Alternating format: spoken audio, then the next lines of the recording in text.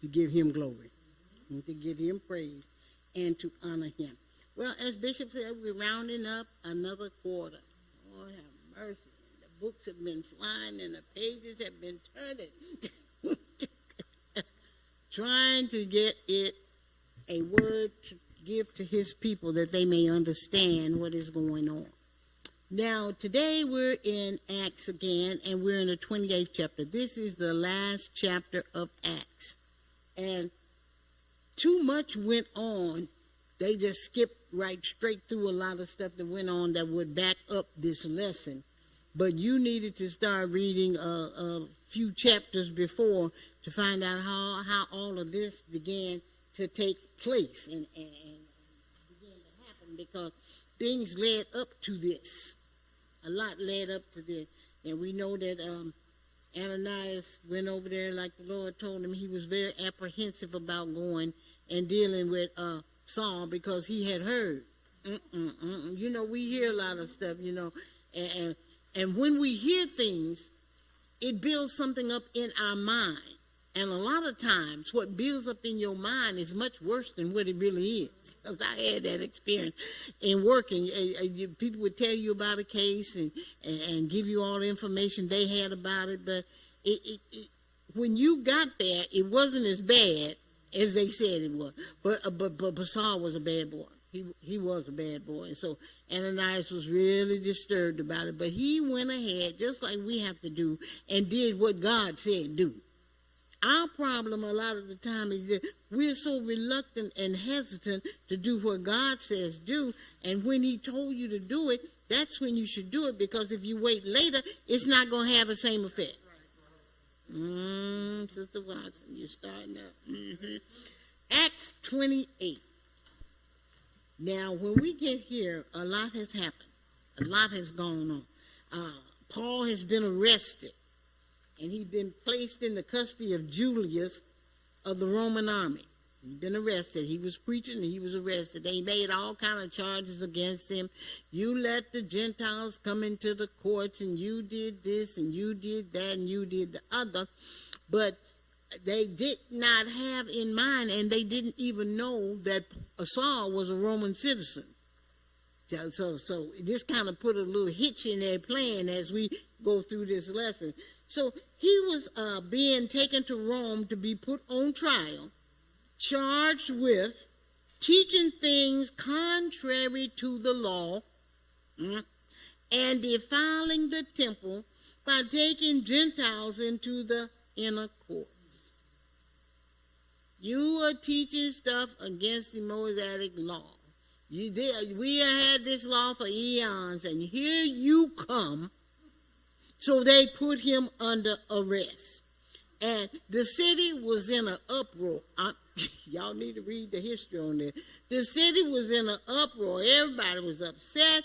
They wanted Paul. They grabbed him and seized him. They dragged him out of the temple. They actually wanted to kill him. They wanted to kill him. But then this commander heard about all this ruckus going on, and so he went down there and he stopped them from killing them. He didn't know that he was just following God's plan. He had no idea, because he didn't believe in the Christ that Paul was now preaching about. And a lot of them in that area could not understand how this man could have fought so hard against something and then turned and got into it. They just didn't understand. So they wanted to kill him, get him out of the way, because this is a problem here. And so they got him. They put him in chains. And when he informed them that he was a Jew and not an Egyptian, see, they had all that mixed up. They didn't even know his history, did not know where he came from. And in this 28th chapter, Paul got a chance to tell him. It's not in our lesson, but he got a chance to tell him what had happened to him, how it happened, and what he was now doing. And one of them said, "You almost persuaded me." And Paul said, he responded, he said, "I wish I had altogether." Glory. I wish I had altogether persuaded you. And he let them know, "I am from Tarsus." And then they wanted to beat him. And then a Roman citizen that was uncondemned, because he hadn't even went to trial, so he was not even condemned at this time. And the law said that a Roman citizen that had not been condemned could not be beaten. So that threw another hitch in their little stuff. And y'all know they couldn't be beaten. It was unlawful, or even to tie him. When they put him in chain, that was against the law because he was a Roman citizen. All of this stuff was going on. All of it was going on. And he had not been proven guilty of anything. And then they started this long process of who he got. He went to Felix. He appealed to Caesar. He came back before Agrippa. And at that time, when he got before Agrippa, he really opened up and began to give his testimony and let him know, I was on my way. But I got stopped along my way. Lord have mercy. And this is the result of me being stopped, because I am a completely different person now. And don't you know, when a person gets the Holy Ghost, even now, they are a different person. What the Bible said, old things, Lord have mercy, have passed away, and behold, oh Lord, look here, that's what behold means. Look, all things, Lord Jesus, have become new. They've become new now. And so he was sent to Rome to face the emperor. We still trying to get him to Rome, y'all. All of this is going on, and we need to get him to Rome so that he can be tried, what they had in their mind, tried, convicted, and handled. They wanted to get him there. So he, and along with some other passengers on the ship, had got on the ship, and they was going to sail to Rome. Unfavorable conditions happened at sea.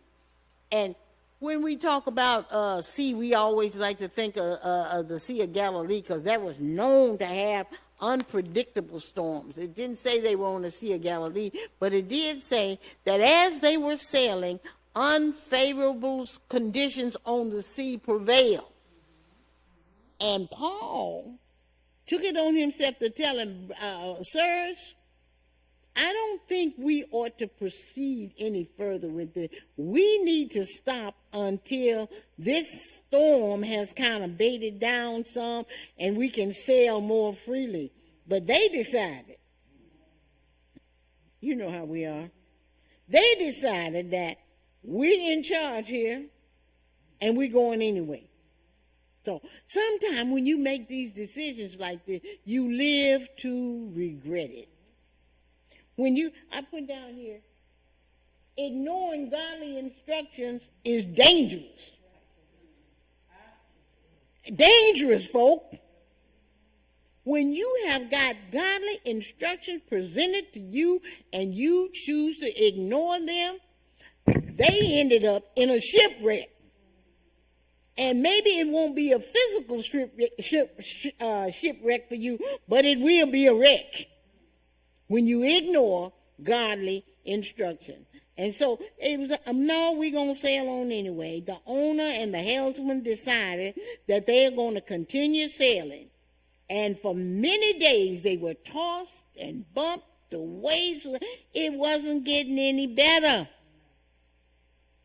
Some of them wanted to jump ship. Y'all, have you ever noticed when stuff gets rough, people want to jump out? When things get a little tough, people want to jump out. Now, I want you to consider the rationale. The ship is in trouble because of the sea. All of this is going on because of the turbulation of the sea. Now, I have a question. Why would you jump out? Y'all gonna help me out right here. You are sailing, the ship is being buffeted, the ship is being tossed over and over and over, and you say, well, I'm just going to, where are you going to jump to? Now, the ship is bigger than you are. And if the waves is throwing the ship around, y'all help me out right there, what would it do to a man's body? See, sometimes we get in something, we don't think. And I used to tell them at work, I said, see, the problem is you don't look no further than your nose.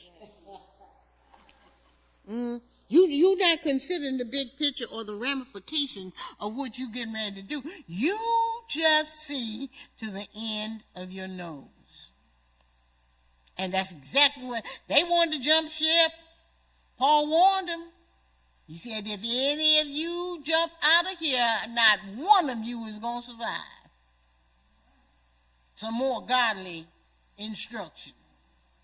And they did not jump because the weather was too bad for them to be even thinking of jumping. When we get in stuff, we should not think of jumping. No, we shouldn't think about jumping. And so he said, if they would stay on the ship, they would survive. If they would not stay on the ship, they were going to be done away with. Instruction.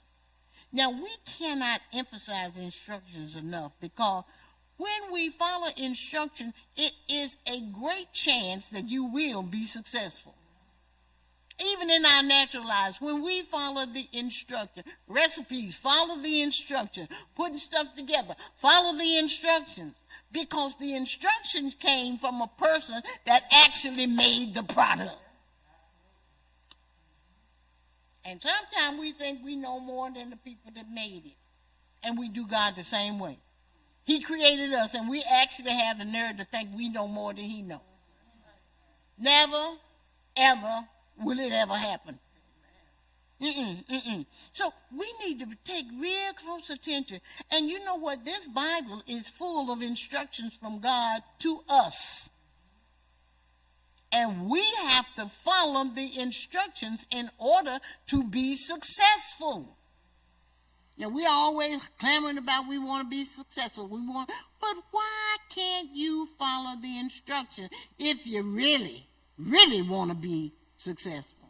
Y'all going to talk to me today, right? What is it? What is it that makes us not? You know, kids come in here. You tell them no, and they just do it in here. Saints of God, they get preached to, they get taught, and we tell them what not to do, what to do, and they go on their merry way and do what they will. Why? It's got to be something better than that.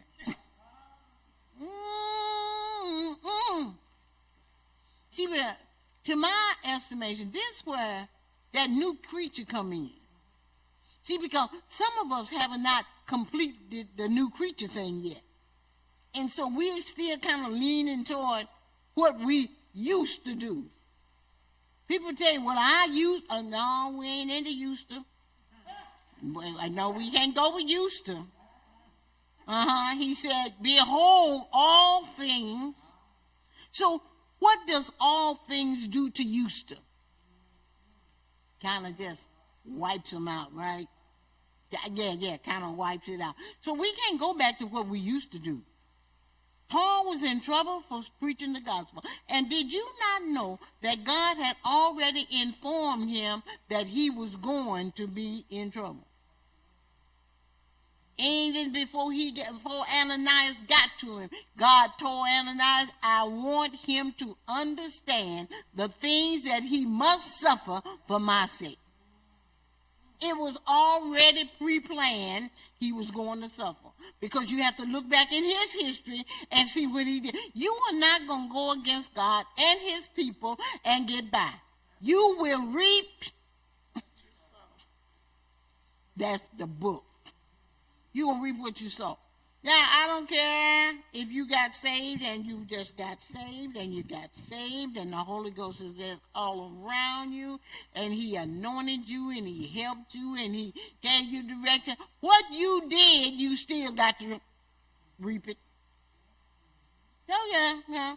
Just because you get saved, that does not take away the reaping of what you have sown. You still have to reap it. It tickled me so bad when my brother told me about his car. He loved nice cars, nice big cars in our younger days. And he went out one day and it had snowed. snowed a great deal, and he was had this more shovel thing, I guess you call it a snow blower, and he was getting the snow off the sidewalk and off his driveway, and a man's car was parked on the street, and he ran the thing into the man's car, put a big dent in it, and then he shoveled snow up on the side of it so nobody couldn't see.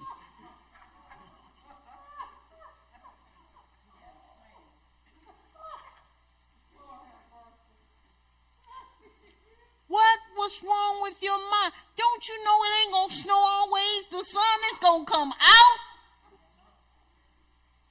It's gonna melt the snow.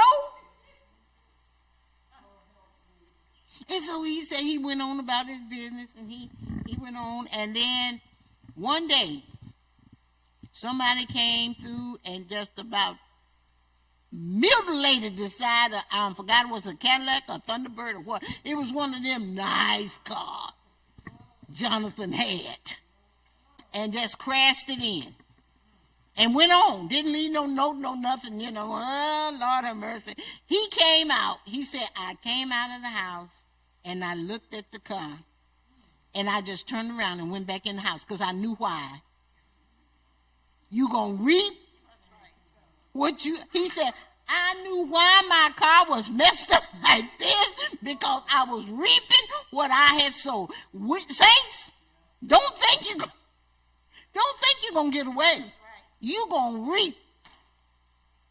And so Saul had done a lot of stuff. And you know what? You need to go back and read all of this history because Saul was standing there egging them on when they were stoning Stephen. Standing there holding the coats and stuff. I think that's way back in the 9th chapter. And between that and his conversion, he done a lot of stuff. And now God is telling him, I'm going to show you what you must suffer for my name's sake. And you did all this and killing up my people and everything just because they called on my name. Oh no, you're going to have to pay for this. How many times did they grab him up and throw him out the city? Beat him. Whole lot of stuff. And he went through it because God said, I'm going to show you what you're going to have to go through for my sake, for my name's sake. The name you fought so hard against. Y'all need to read this. You need to read it. Yeah, you need to read it and find out how all of this came to pass. So now they done got on the ship. The wind is messed up. They tossing the ship around. He said, but if you remain, we will all be safe. And then they begin to give out instructions. You that can swim, swim to shore. They were right at the coast of Malta. You swim to shore. The rest of you, the ship is towed up. Grab a hold to a piece of and make your way to shore. And that's why we get to saying making it on broken pieces. Some of us done had some broken pieces in our life. Some of us done had some stuff to go on that we just could not understand. Grab a hold to a piece of the word and make it to shore. That's the message. Grab a hold to it. He said, y'all get a hold to this and make it to shore. And not one of you will be lost if you what? Follow instructions. We get lost when we don't follow the instructions. Ain't nothing you can do. You get lost. You ain't follow the instructions. And so they did that. And they reached the island of Malta. And the people there were considered to be barbarians. And when we think of barbarian, we think of wild folks running around with uncombed hair and making all kind of strange gestures and stuff. We think barbarian, but that's not the case. The case was that they did not speak Greek, so no one could understand what they were saying. That was why they called them barbarian, not because they were wild people. Because these people turned out to be a good thing for Paul and the rest of the people that was on the ship, because they befriended them. They were nice to them. It was cold. It was rainy. They built a fire for them and welcomed them to the island.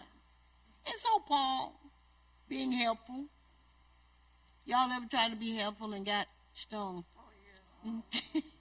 Paul trying to be helpful. He went out gathering up sticks for the fire that the people had built, so we keep it burning, so we can be warm. And when that thing heated up, a viper, a snake, rose up out of the fire and latched onto Paul's hand. Oh, the barbarians was upset then. Oh, yeah, it came out of the fire, bit him on the hand. The barbarians saw it, and they said, uh-oh, this man must be a murderer. He escaped dying at sea, but he getting ready to go out now, because a viper have bitten him. And so, Paul, being who he was, just shook him off into the fire, shook the viper off, and the barbarian sat there.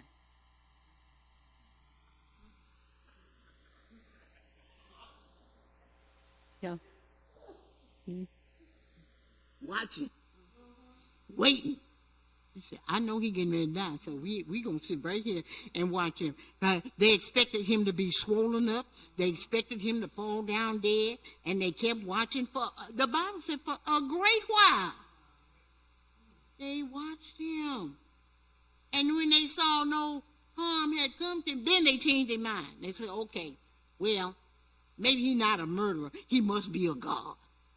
How fickle can we be? 1 minute we this and the next minute we that.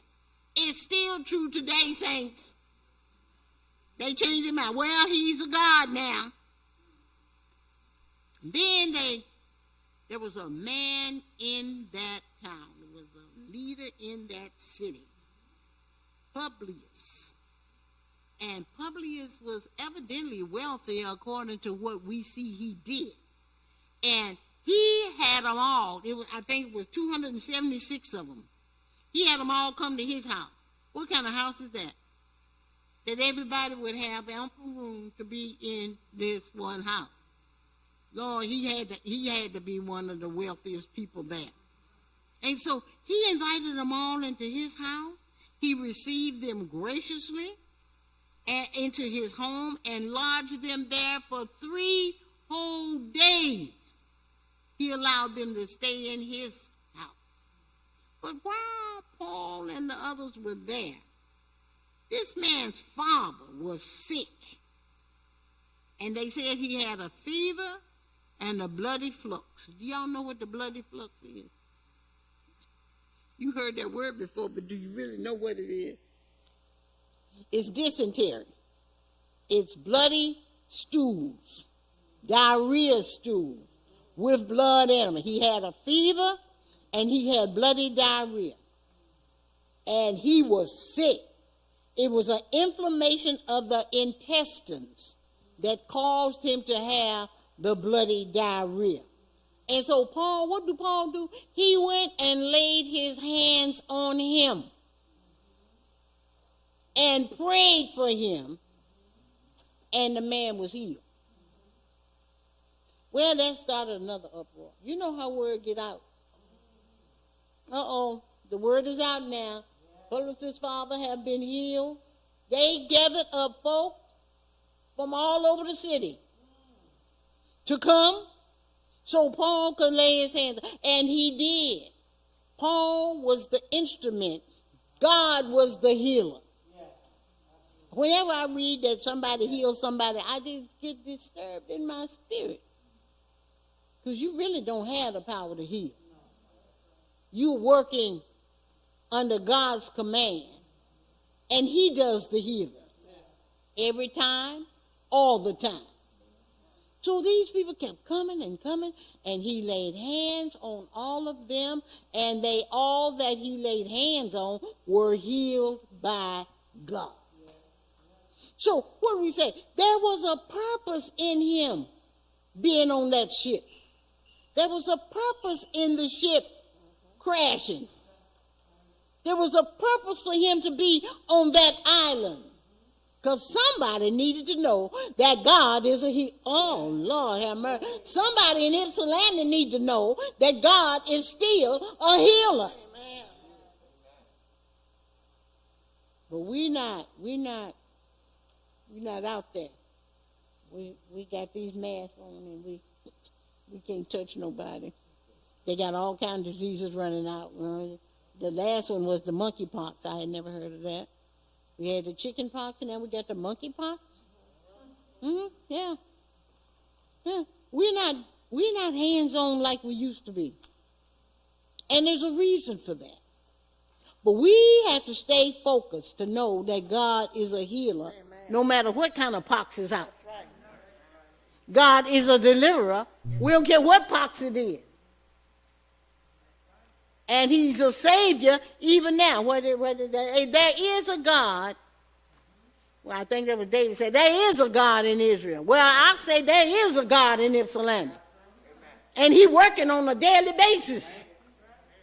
He's not taking coffee breaks, vacations, or none of that. He's still working. And while Paul was there at Malta, he was there for a reason. He got waylaid on his way to Rome for them to judge him, and then the shipwreck happened. And I preached a message one time, a shipwreck is not the end. That's right. Grab you aboard and go to shore. Because the shipwreck is not the end. He laid hands on the man was healed, the other sick people got healed, and they were on that island for 3 whole months. The only reason Paul was on that island was not just to be saved from a shipwreck. There was always a purpose in everything God does.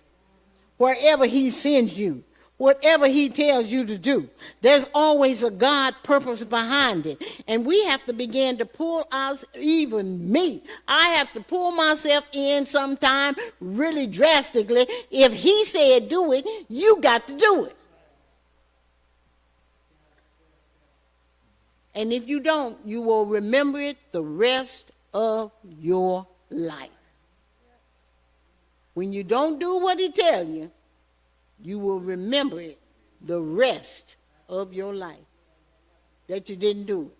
And then we'll make a problem. Well, Lord, I ain't going to never do this again until the next time. See, and we forget what we told the Lord. And we go on and do what we do and be what we are. But Paul was in this city, on this island for a purpose. Now, I have a question for the class. Why are you where you are? What is the purpose?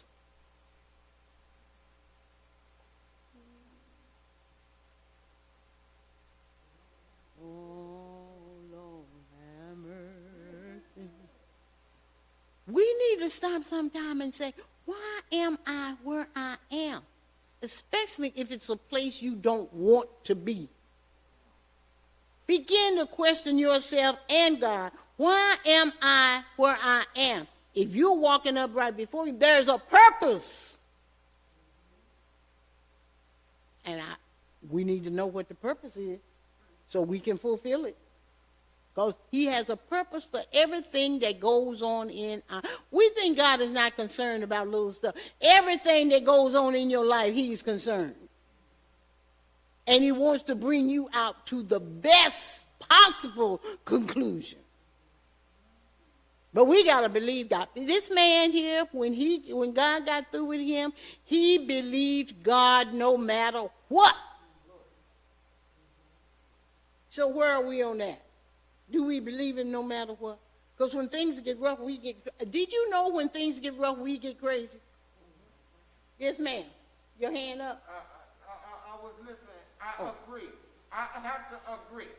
Because God, when you said God bring things back to your remembrance, yes, you do. I told my husband, I got to live right. I told God something.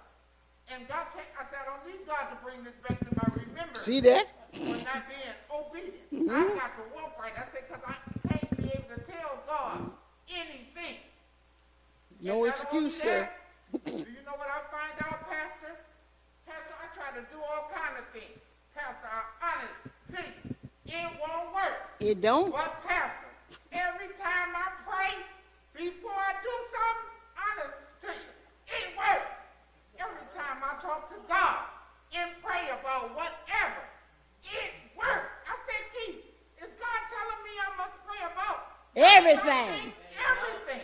I say, he's telling me I must pray about everything. Everything. And it works. Mm-hmm.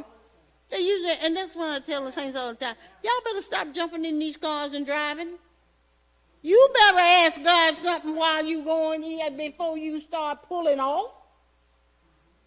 Every time I get in there, I ask him, take care of me. Don't let me hit nobody, and don't let nobody hit me.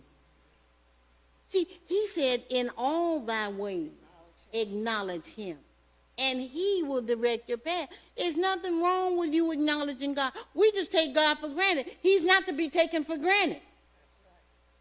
He's God. And he called you out and picked you out. Y'all should be shouting forever for that one thing. That he called you out. Picked you out. Saved you. Washed you in his blood. Oh, God. We ought to be happy about that. But we are so soon to forget. Paul had a purpose. He had a purpose. When God smacked him off of that jackass or whatever he was riding, he was never the same. Never the same. When God get a hold to us, we should be never the same. Completely converted. And wrote all these letters to the churches, trying to get them to understand that you got to put God first. You've got, there ain't nothing come before. My job can't come before him. My children, I can't be so caught up in my children that they before God. We used to live across the street from a man every Sunday. We going to church and he out there washing his car. Every Sunday washing it. Well, that it was summertime and spring, you know. Wintertime you wasn't out there.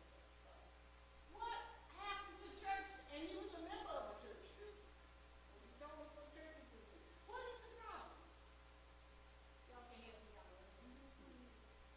What is it that makes us think we can put just some of any and everything above God? What makes us even think that? He's going to be first and he's going to be nothing. That's right. In your life. You have the opportunity to put him first or just leave him alone. Remember, when if you ain't walk right, what is the point? What is the point? So after he had decided, I'm going to show him what things he must do. For my name's sake. It does. It does. I'm going to let him see. Yes, sir. Some of us feel that we can put it off until later. Oh, really? We'll do it tomorrow, or we do it in a couple of hours or next week. So we don't know. Yeah, you might not be here then. That's right. Yeah, so we put it off. When I was a young child, maybe I was a teenager. I don't know. But we went to Zion Apostolic Church over in Ferndale. And the pastor's name was Bishop Leeson. And he would always get up and say, procrastination is the thief of your time. Putting stuff, how many of you ever been successful putting stuff off? Y'all help me out, right? I mean, you put it off. You know you had to do it, but you put it off. There's no success in that. You need to be about your Father's business. I mean, even in your own personal life, you need to be about your Father's business. Because if he tell you to do something, you put it off 25 years, that's just plain disobedience. And what did the Bible say about disobedience? Y'all help me out right there. In case Sister Watson forgot. What did the Bible say about disobedience? All disobedience is what? So if he told you to do it and you don't do it, that's disobedience, and you have sinned in the sight of the Lord. And come short of his glory. So we have to understand who God is and how we relate to him. He is not looking for anything but perfect obedience from his children. Oh, well, how many of y'all raised children? Was you expecting them to do what you told them? And a lot of times when they didn't do it, they felt the wrath of something. Blessed be the paddle on your behind. Thank you, Jesus. Well, what do you think about God? When he expects us and tells us to do something and we are flagrantly disobedient, how do you think that makes, how did you feel as a parent? Enraged? My mother would say, Barbara, get out of my sight. She said she didn't want to do nothing to me while she was that angry. Because she might hurt me. You don't want God to say that, do you? Saints, get out my sight. Oh, Lord. That's scary thought, isn't it? We have to do what he asked us to do. And Paul was about his father's business, and the Jews did not like it at all. They tried to kill him. They tried to beat him. They chained him up. They put him on the ship to take him to Rome. The ship had a wreck. All according to the purpose of God. Now, do you want to live in God's purpose or not? That is a question that only you can answer. Do you want to live in the God purpose? You can expect the blessings when you're living in the God purpose. Disobedient children don't get blessings. They get spankings. Have you ever had God spank you? I have. I said, this not good here. No. We want to walk in obedience to him no matter what. Because ignoring godly instruction is dangerous. God always protects his own. If he sends you somewhere, he will protect you. We are saved to serve. Good stewards are always good servants. This is the age we live in. Everybody want to be served. Nobody want to serve anybody.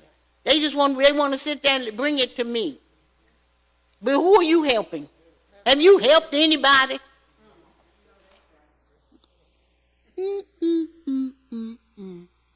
And we need, the last thing I wrote on this board is trust God, you know my word, no matter what. It can be ugly. It can be painful. It can be whatever it is. But in all of that, still trust God. Because he's the author and the finisher of our faith. And Paul, after God got through with Saul and he started using his name Paul, God protected him until it was his time to leave. God will protect you until it's your time. But we have to trust him no matter what. Miracles at Malta. Did you all have any questions, comments, or pearls of wisdom on this lesson? Because there were miracles. Yeah. A snake bite. Them barbarians thought he was going to fall over dead right then. And they watched him. They gave him plenty of time to fall over. They watched him. And it didn't happen. Why? Because God protects his own.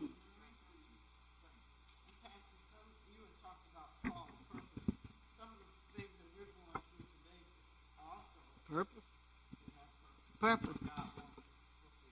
You know what I found out? I had a fit one time with God.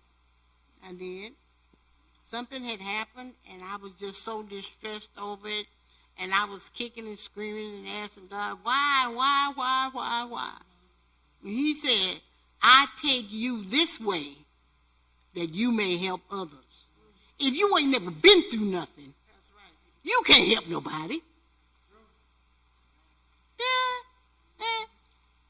He said, you know what? And people would come to me, I know how you, when Mama died, I know how you feel. No, you don't. Your mother's still living. How are you going to know how I feel? See, we need to stop this stuff. We need to just trust God. It can get ugly, saints. Stuff can happen to you that you never thought would have happened, but you still have to trust God. And Paul said, sirs, I believe God. And that's the bottom line. We all need to adopt that phrase. Sir, I believe God. And whatever he says, I believe that. And the enemy is going to fight you. He's going to fight you. He's going to fight you. He's going to try to convince you to leave your faith, convince you that God is not going to answer. But his word said that he would. And the whole world is suspended right now on his word. And if his word go down, everything go. So we got to trust God. No question? You sure? God bless you.